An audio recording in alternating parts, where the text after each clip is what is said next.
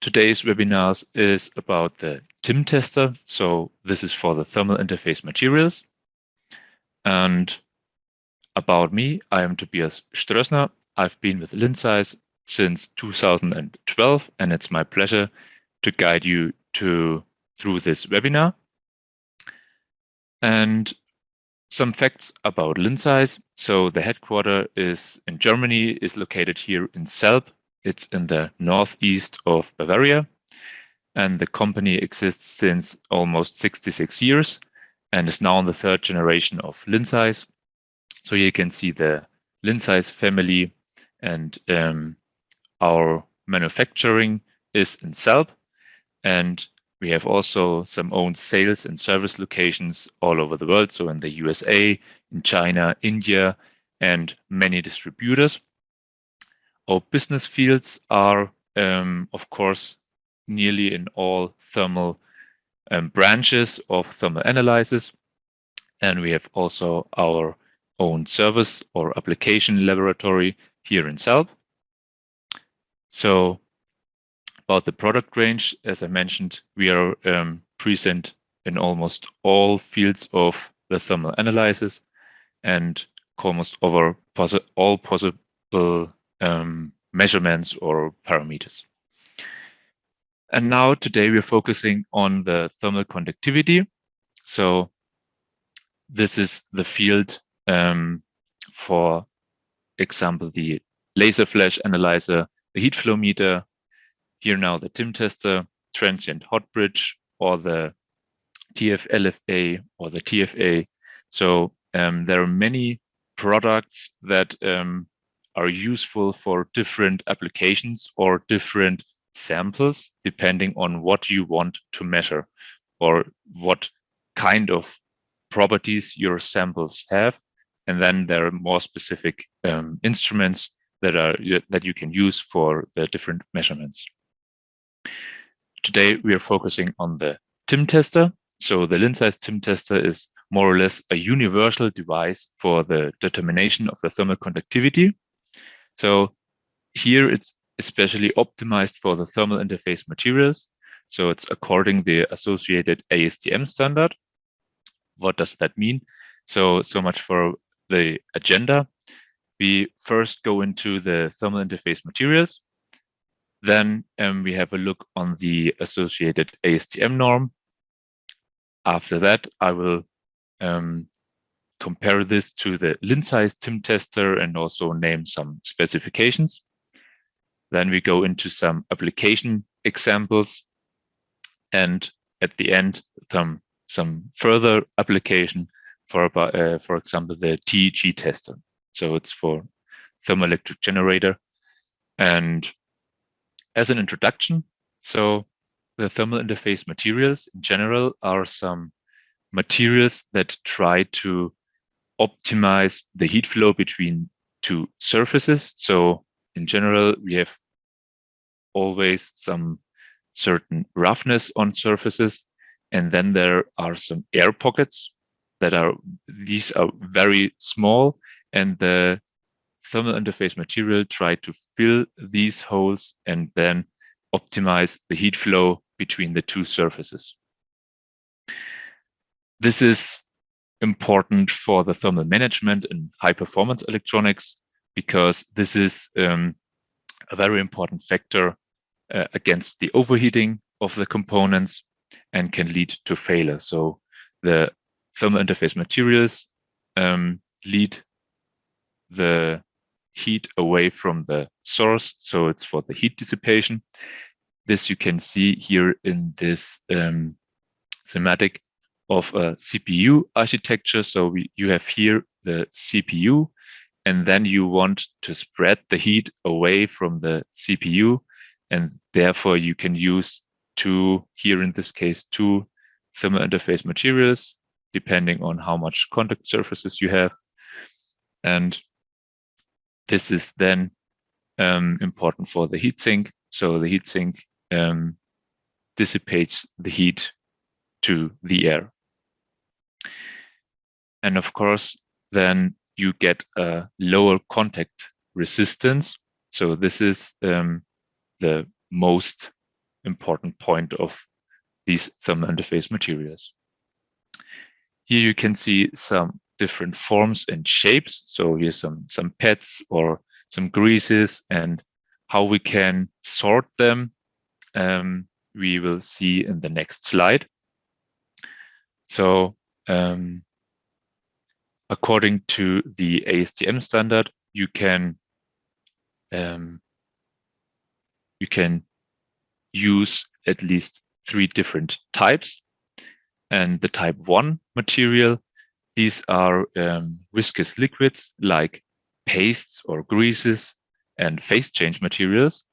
And this type of material exhibits unlimited deformation when a stress is applied. So they might flow away from the surface if you use too much pressure.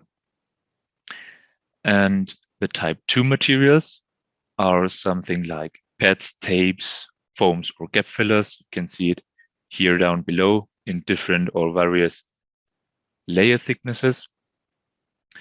And these materials you can measure under different conditions, for example, compression ratio or different thicknesses.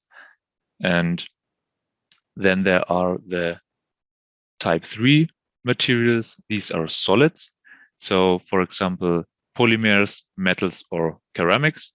Maybe they are filled with some conductive fillers or particles.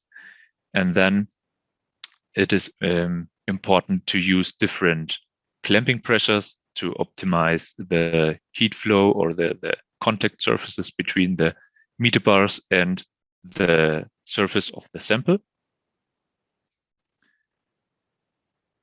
And therefore, to unify the measurement method, the ASTM International has introduced such a standard. So this is a standard method for thermal transmission properties of thermally conductive electrical insulation materials.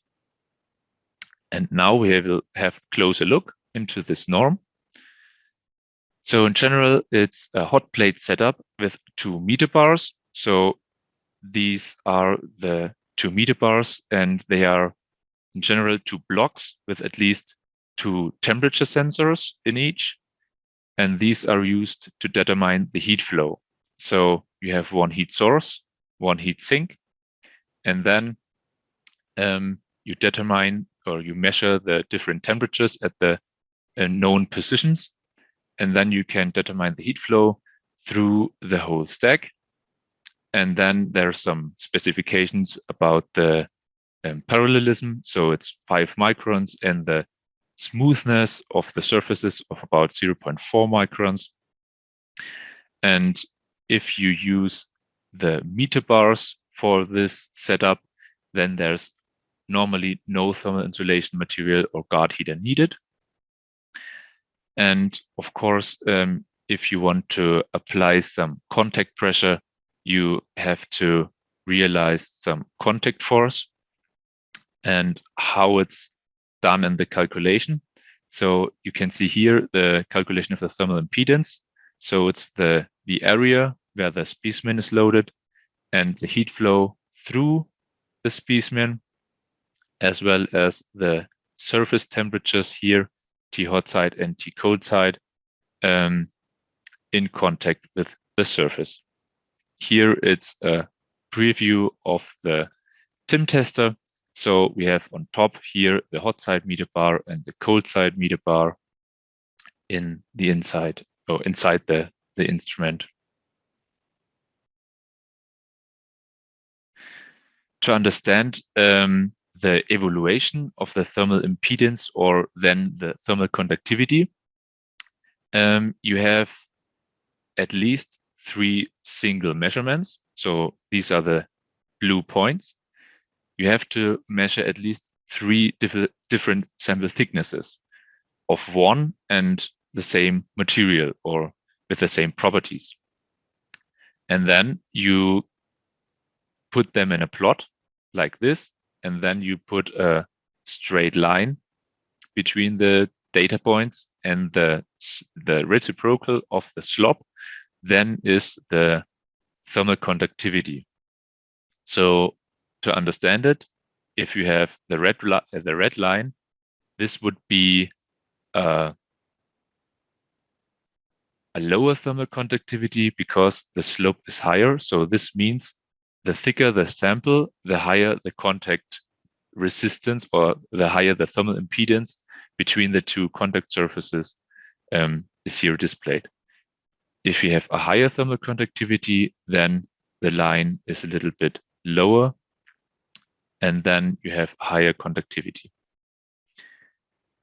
About the fit of one measurement, if you see here now the light blue points, this would be a good linear fit because they are nearly all in a straight line.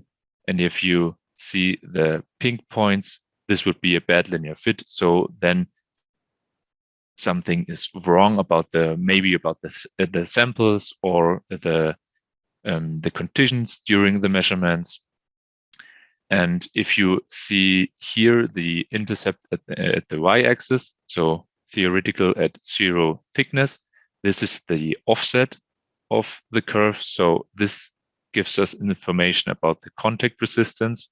So the higher the intercept at the 0 thickness, the higher the contact resistance is, because we assume that for each single measurement of layer or sample thickness, the conditions, the contact conditions are the same.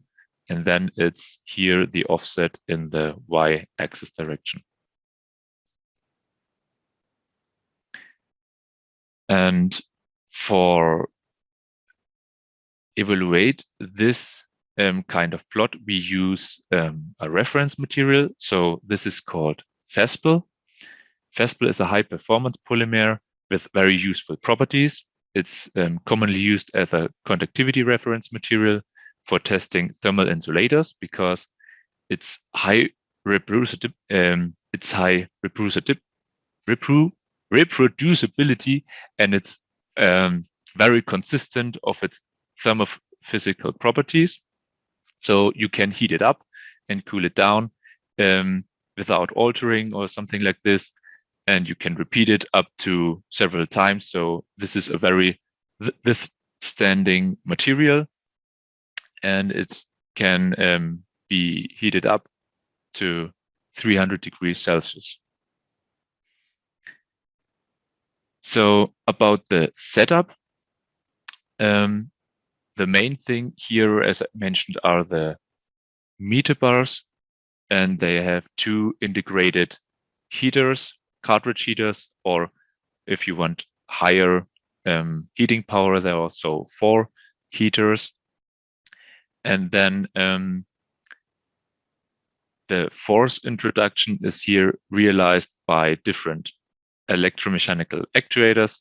So we can realize a contact force from 1 kilonewton up to 5 kilonewton, and depending on the area of the meter bars, it can lead up to 10 megapascal or almost 15 megapascal. And this is introduced with a load spring and guided by a quite massive linear guide. And then we have here the sample thickness measurement with an LVDT, and also the load cell for indicating the contact force, or in relation with the area, the contact pressure. Now here, if we have the primary heat source, then here is the heat sink to generate a gradient over the meter bars and over the sample. Here again in the cross section with some specifications. So in the standard configuration, it's up to 150 degrees Celsius. And we can also use some cryo option with an intercooler. And then we can cool down the cold side to about minus 30 degrees. And there's also the high temperature option to up to 300 degrees Celsius. Here you can see again the linear guides, and also the heatsink. So the meter bars are in the standard configuration 25 and 40 millimeters in square or round diameter. Also here with the 20 millimeter dimensions, and these are the standard configuration. So these are also available in the offers. And we use isolated shielded meter bars, and they are also exchangeable meter bars. So these are for the usage of different forms and shapes of the samples, and we can exchange them during a service session. And the disadvantage is here now because you have to calibrate and readjust the tilt and the clamping pressure and calibrate it. So it's exchangeable, but if you want, it's recommended to use at least one meter bar that you use for several time period. And then you can think about to exchange it, or if it's not necessary, just use it. The contact force is basically in 3 or 4 steps divided. So this I will tell you in the next slide. It's up to 5 kilonewton. So this is depending from the contact area, leads to a pressure of up to 10 megapascal. And then, of course, we have the LVDT in different ranges. So typically, the sample thickness of some sample is between 0.1 and 5 millimeters. And also depending on the area of the meter bars, you can use, or it's recommended to use the different sample thicknesses or the thickness ranges. So the standard or the basic is up to 10 millimeters, and the extension is up to 25 millimeters. The modifications are, for example, here the 5 kilonewton actor, so it's a quite big one here on the top, and the geometry, so round shape or square is preferred, but of course we can also manufacture individual dimensions, maximum from 20 to 40 millimeters, either round, square, or whatever. And we also offer different materials. So it's like copper, brass, or aluminum. And of course, if there are some more specific materials you want, we can also go and try to cover up all the possibilities. Then we are also able to use some coatings if you want something for corrosion or withstand some chemistry. And like I mentioned before, here is the table that you have an overview of the different force configurations. So the basic version is the 1 kilonewton version. And depending on the actor and the load cell, you can combine these into different configurations. And now we'll go into the software. So this is an overview over the settings. So the measurement settings are here divided in the general settings. There you can use some information about the sample and the information that is useful for the ASTM information. So you can specify the manufacturing batch number or the grade designation of the sample, as well as some additional information about the conditions during the measurement, about the intercooler settings, and so on. Then you have here now the possibility to choose the different measurement types or measurement settings. So we offer here specifically for each type of material, type 1, type 2, type 3, different modes of the measurement. And then you have more or less in each different options about when to change the sample, and you can also program different steps. So here in this case, there are just 3 samples, so 1 millimeter, 1.5, and 2 millimeters, but you can use it as an order. So you first begin with the 1 millimeter sample at 1 megapascal, and then you increase the pressure to a second pressure level of 2 megapascal before you open up the TIM tester or the upper meter bar, and then you exchange the sample and continue with the second one of 1.5 millimeters, 1 megapascal, and then 2 megapascal. Then again, change the sample to the third one. And this you can extend to more pressure levels or also more sample thicknesses. So the more different sample thicknesses you program, maybe also the better the fit of the linear regression. And here you can also program some temperature profile. So normally we recommend one measurement at one temperature level, because then it's easier to go through the whole measurement procedure, because then you can easily go through the pressure settings or the compression settings, and then you continue with the next temperature setting, because otherwise you would have some cool down between each step, and this costs more time.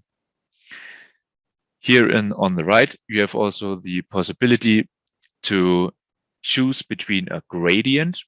So a defined gradient between the hot side and the cold side. Here are 20 degrees, for example. And also you can choose between a constant heating power. So this is also possible, or you can here disable the lower heater. So this makes the maximum gradient from the heat source to the heat sink.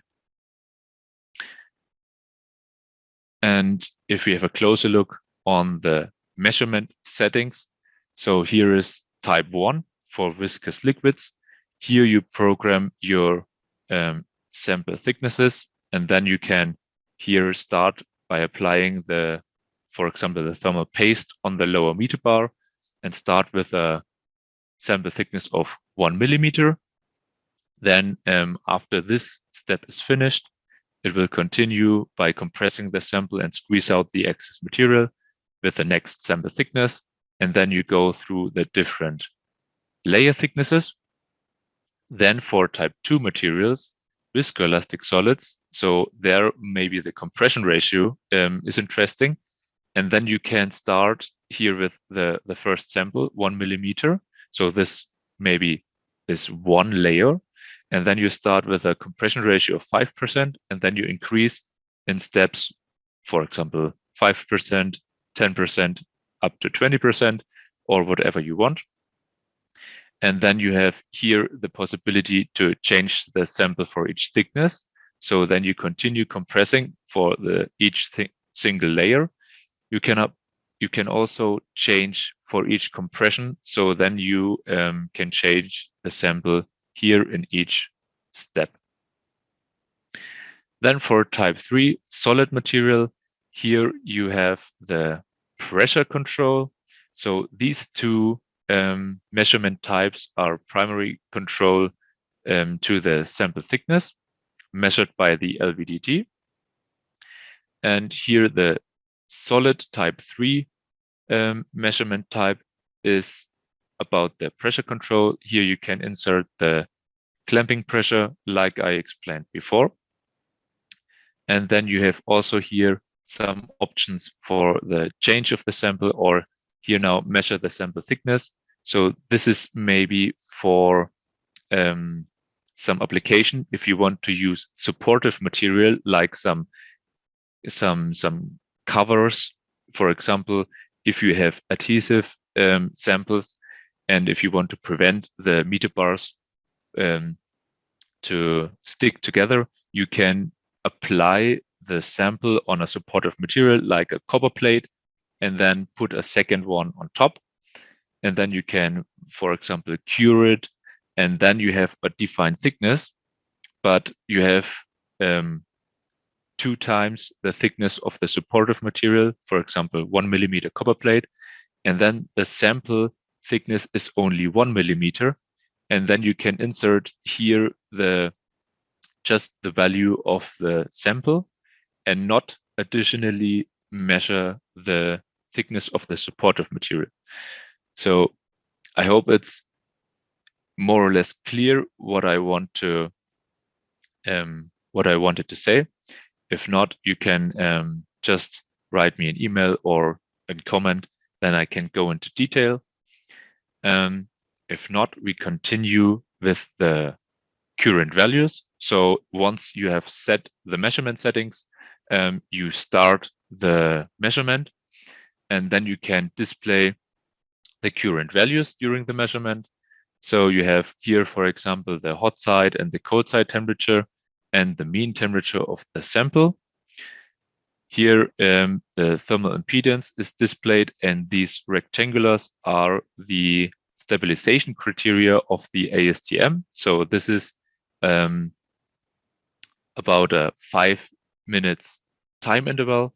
And then there are criteria about the temperature stability or the deviation of the thermal impedance. Here you have the indicators for the temperature stability or the maximum deviation of the thermal impedance. And then each step go through the measurement procedure, so the different pressure settings or compression ratio settings and the change of the sample. After that, you get the results and the report. So you have here the data of each step summed up here in this kind of report with the general information and some legend. And here you have the results for the reference standard measurement at 50 degrees. So here the gradient is displayed, the measured sample thickness, the measured thermal impedance, and then you get this plot. And here now you have some effective thermal conductivity. This is only for the respective point, and it's not the overall thermal conductivity, it's for the single layer, because this does not account for the thermal contact resistance. So this is a little bit higher than the overall thermal conductivity. This is displayed here on the bottom. So for the Vespel, it's 0.384 watt per meter Kelvin. And here is the contact resistance. Then there's also a quite useful tool. This is the manual control. This is for some tests, some single tests, maybe before the measurement, or you can also do some let's say tests with material, how much gradient is possible, or which sample thickness or compression ratio, and this allows access to all the data, so all temperatures and the thickness, pressure, force, the heat flow through the top and the bottom meter bar, and it is also displayed here in the diagram. Now in this picture, this is only the overview, and you can also log all data or record all data in the manual data log. And here you have access of all raw data. So maybe this is also very interesting. And for the next possibilities with the software, I would go into the plugins. So this is the thickness modulation. There you can insert a nominal pressure or nominal thickness. And then you can insert or define a period and how the upper meter bar should move. So for example, you start with a thickness of 5 millimeters and you will want to compress the sample and relax it, and this continuously over time. And then you can put on a gradient and also record it into a manual data log. This is also possible for the temperature cycling, for example, for thermal aging tests. And then another plugin is the quality management tool. With the quality management tool, you can perform a measurement according to the ASTM. So you analyze at least 3 different sample thicknesses, and then out of this report, you can create a QM tablet, and then you define this report as your reference for the following measurements. And then you can also define the tolerances or the deviation from the single values. And this has the advantage that you can define the material properties. So for example, for a material with a single layer, you can analyze it in and measure it as a stack. And then you have the overall thermal conductivity. And after you have defined the QM template, you can load it and start the QM mode. Then you can compare each following single measurement. So you can only measure one layer of the material, and then this will be compared to the one that you have measured in the reference measurement. And then you can use it as an indicator of the quality of the material. And this speed it up a little bit, so you don't need to measure 3 different sample thicknesses. You can use it for the quality observation of the different processes. To get into some application examples, so here the glass adhesive under investigation is used for structural bonding and especially for glass sealing of vehicles. The adhesive provides a wide range of mechanical properties, so it can be also used to seal and fill gaps in vehicle batteries, packs or quarter lights, modular roof assemblies, sunroof systems, or for example, in the door glasses. To the properties count a high thermal conductivity, a low thermal resistance, vibration damping, and it is compatible with all vehicle production processes. The aim of the TIM tester here in this measurement was to verify the thermal conductivity. So the plot here, this shows a measurement of the thermal impedance and thus the thermal conductivity of the adhesive. So this was done at 25 degrees, and the set temperature here, or the gradient, was about 4 degrees. And then this leads up to a thermal conductivity of 2.5 or nearly 2.6 watt per meter Kelvin with a very low thermal contact resistance. And this fits very good to the expected result. Then this was a good example for a type 1 material. So it's like paste or some adhesive and glue. Then an example for the type 2 material. So this was a pad. Here in the images you can see. And it was measured under different compressions. So for each compression, 3 different thicknesses were measured. And for each thickness and compression, a new sample was used. So from the results, you can see that the thermal conductivity is increasing with increasing compression. So this is a typical relation. So here you can see 5% compression and 10% compression, then the thermal conductivity increases. Then type 3 material, here in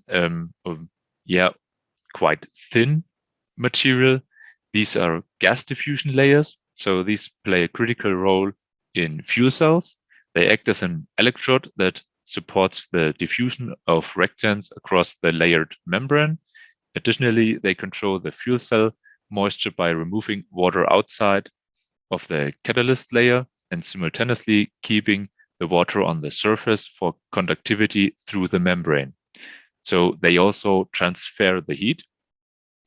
Gas diffusion layers are typically carbon cloth or paper made out of weaved or pressed carbon fibers. And the analysis was done for various contact pressures and 2 different temperatures. So you can see here the 2 temperature levels in here in the gray and the white ones, and then the different pressure levels and the overall thermal conductivities under the certain conditions. So more application would be, for example, the universal measurement device for thermoelectric generators, also like Peltier elements or general electrical modules or batteries. And you can use it for the overall bulk thermal conductivity or also the effective thermal conductivity for single layers. And it's for the measurement of the thermal impedance and also the thermal conductivity and the resistance. You can control the thickness or the pressure with this setup, and also you can modulate it. You can do some temperature cycling and thus some aging and degradation tests. And you can also use it for the quality control for single layers. Here it's the explanation of the thermoelectric generator. So we have an extension of the electronics where you can mount the thermoelectric generators, and then you get such specific or some EV scans and plots. So you can change the electronic circuit from open circuit voltage to short circuit current. And then you get the power line. And here you can see where the maximum power point is. And then you can characterize the thermoelectric generators or Peltier elements. The fields of industries for the TIM tester or the TEG tester are primarily for the thermal measurement, thermal management, but also in the computer industry or automotive, here especially in the fuel cells, or if you go into the thermoelectric industry, also the solar cells, but also polymer and ceramics, and also the connection technology here in power electronics with the tapes and adhesives. So thank you very much for your attention.